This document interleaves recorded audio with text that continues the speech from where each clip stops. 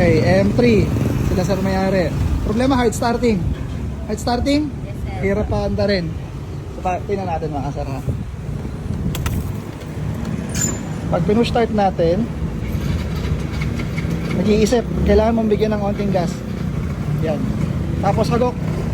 Mahagok. Tapos may check engine.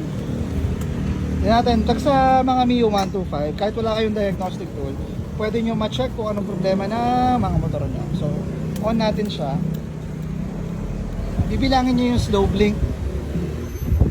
1, 2. So, that's your first number. 2. Ito naman. 1, 2, 3, 4, 5, 6, 7, 8. Error 28. So, ang error 28 mga sir is engine coolant temperature sensor or engine oil temperature sensor. Sa M3, nandito yon sa side na to. So, pagkasilip natin dyan, makikita nyo yung wire na yon. Yan.